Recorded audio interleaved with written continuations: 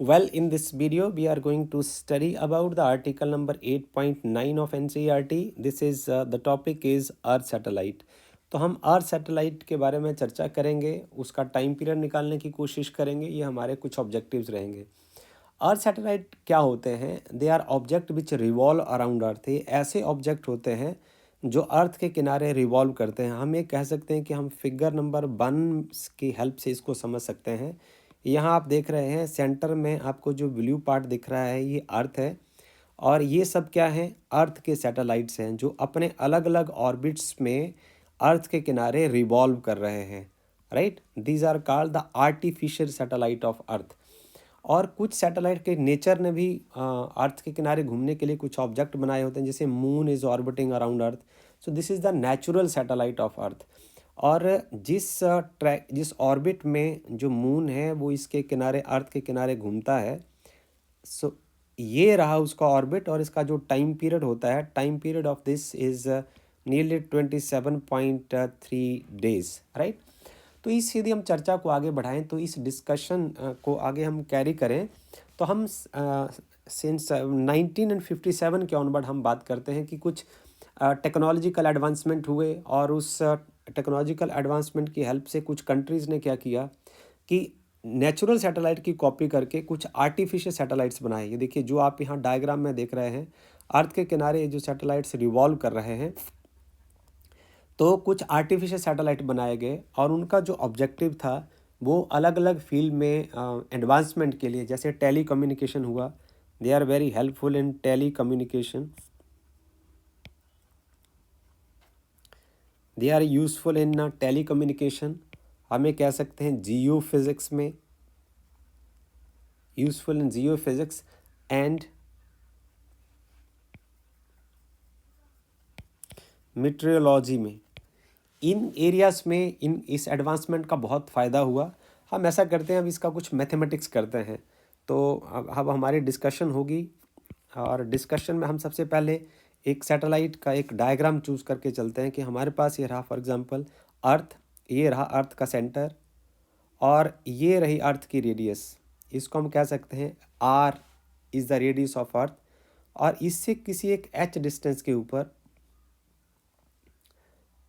दूसरा सैटेलाइट है, but ever it may be natural satellite, but ever it may be artificial satellite.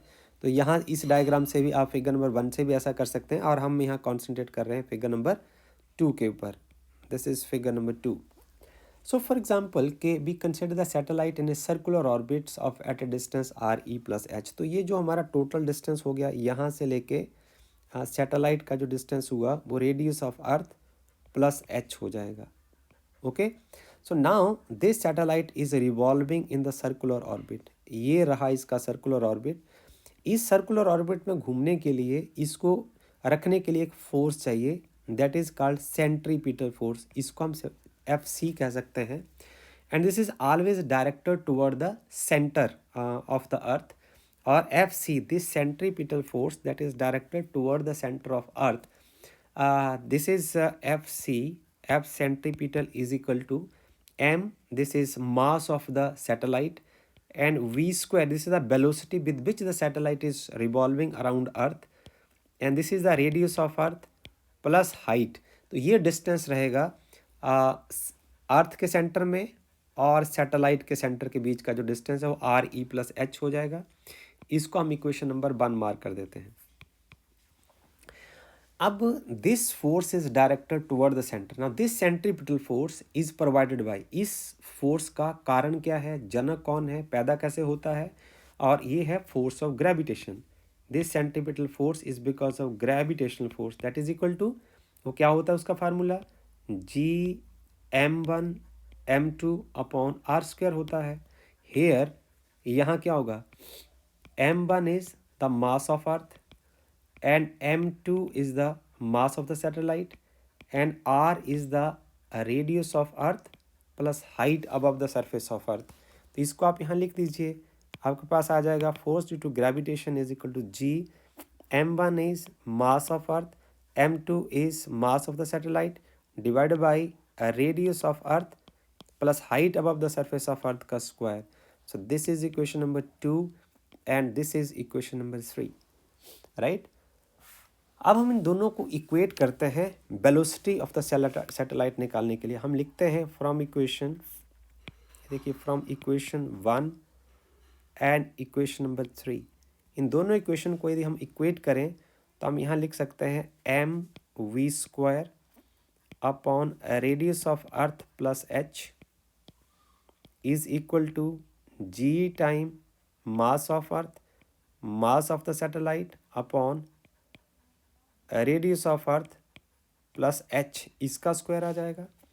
अब मास के साथ मास कैंसिल हो जाएगा, आर ई प्लस एच के साथ एक R E plus H cancel हो जाएगा, एक रह जाएगा। आपके पास बचेगा V square is equal to G time mass of earth upon radius of earth plus height. So we are left with this expression. इसको हम इक्वेशन नंबर 4 लिख सकते हैं। अब बी जो है, ये जो वेलोसिटी है वो डिक्रीज करेगी यदि हाइट इंक्रीज करती है। So velocity will decrease if H will increase, right. So हम यदि यहाँ कहें कि if H is equal to 0, if H approaches to 0, तो वेलोसिटी कितनी हो जाएगी आपके पास? This is just G M E upon radius of earth. We know that, हम जानते हैं एज, यहाँ लिख दें कि जो एक्सेलरेशन ड्यू टू ग्रेविटी का हमने फार्मूला पढ़ा है वो आता है G time mass of earth upon radius of earth का स्क्वायर। तो जी एम ई की वैल्यू आ जाएगी जी आर स्क्वायर। तो हम यहाँ लिख देते हैं V square is equal to this is G R E square upon R E. तो आपके पास बच जाएगा this velocity is equal to under root G time R E, right. This is the orbital speed of the satellite. इस speed से जो आपका satellite है वो अपने ऑर्बिट में रिवॉल्व करेगा। हम आगे चलते हैं, इसकी डिस्कशन को थोड़ा आगे बढ़ाते हैं। देखिए ये हमारा सैटेलाइट जो है जब ऑर्बिट में मूव करेगा तो इसके लिए कुछ एक टाइम पीरियड होगा। देखिए ये सैटेलाइट है वो ऐसे रिवॉल्व कर रहा है और यहाँ इसकी वेलोसिटी जो है वो v है, इसका मास जो है वो m है। This is mass of the satellite and this is mass of earth. तो it is moving in this orbit with certain velocity v। So इसका जो टाइम पीरियड लगेगा, जो टाइम पीरियड ऑफ रिवोल्यूशन क्या होगा, t is equal to, this is the circumference of the orbit, ये आ जाएगा हमारे पास 2 पाई और r plus H over velocity. अब हमने वेलोसिटी का एक्सप्रेशन अभी किया था, उसको हम लिख सकते हैं यहाँ, दिस इज 2 पाई, वेलोसिटी का एक्सप्रेशन आप लिखिए यहाँ से फ्रॉम इक्वेशन नंबर 4। इसको थोड़ा साफ कर देते हैं पहले। हम यहाँ लिखते हैं T square is equal to 4 pi square R E plus H का स्क्वायर अपॉन वी स्क्वायर। ना फ्रॉम इक्वेशन 4,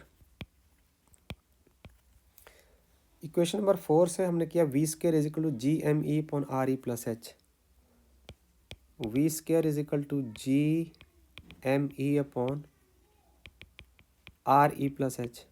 आप यहाँ से इस वैल्यू को यहाँ पुट कर दीजिए, आपके पास आ जाएगा T square is equal to 4 pi square R E plus H upon V square का वैल्यू आ जाएगा जी एम ई और यहाँ स्क्वायर है और आर ई प्लस एच जो है वो ऊपर चला जाएगा। तो टी का वैल्यू क्या आ जाएगा, this is 2 pi R E plus H की power 3/2 upon under root G M E, right. So एक बार फिर से हम इसकी वैल्यू दोबारा सब्स्टिट्यूट करने की कोशिश करते हैं। तो आप यहाँ देखिए कि हमारे पास आ जाएगा, दोबारा फिर से यदि हम स्क्वायर करें तो इसको हम एक कांस्टेंट आ जाएगा हमारे पास, this part is nearly constant, right. So आप स्क्वायर कर दें, पहले आपके पास आएगा t is equal to some constant k और this is R E plus H की पावर 3/2। आप स्क्वायर करेंगे तो इधर आ जाएगा T square is equal to some constant और यहाँ आ जाएगा आर ई प्लस एच का cube. So this equation shows that the motion of the satellite in the orbit it follows the Kepler's law. It follows the Kepler's law, ये पढ़ा है हमने, right. If H is equal to 0 then हम कह सकते हैं square of the time period is equal to cube of this semi major axis. You can do it like that also. हम इस एक्सप्रेशन को दोबारा फिर से सॉल्व करने की कोशिश करते हैं। यहाँ हम दोबारा फिर से चलते हैं फ्रॉम इक्वेशन नंबर 4, यहाँ थी हमारे पास equation number 5 and this is equation number 6। From equation number 6 we have, हमारे पास है t is equal to 2 pi R E की एच की पावर 3/2 अपॉन जी से हम यूज़ करते हैं। हमने किया है कि जो G M is equal to G R E square होता है।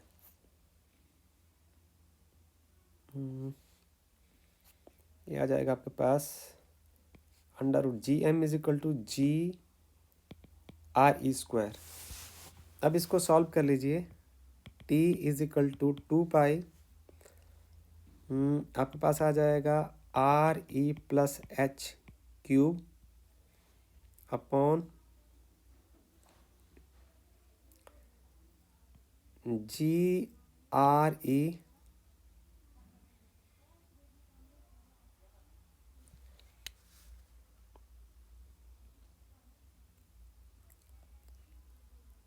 स्क्वायर। इसको थोड़ा आपको हटाना पड़ेगा। हम यदि यहाँ कहें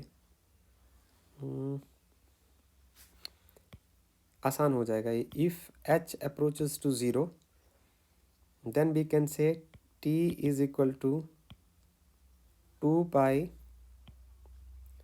रेडियस ऑफ अर्थ की power 3/2 upon G R E square की पावर 1/2। इसको हम आगे लिख सकते हैं, this is 2 pi R E cube upon G R E square की पावर जो है वो 1/2 हो जाएगा। अब स्क्वायर के साथ यहाँ कैंसिल हो जाएगा।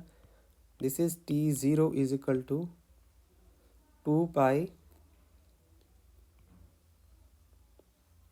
Under root R E upon ji.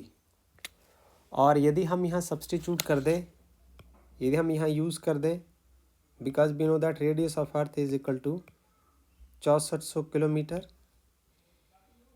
And acceleration due to gravity is equal to 9.8 metre per second square, then t0 will become 2 pi under root 6.4 cross 10 to power 6 लिख सकते हैं हम इसको, डिवाइड बाय 9.8 सेकेंड। सो ये approximately यदि हम इसको solve करेंगे तो ये आ जाएगा 85 मिनट।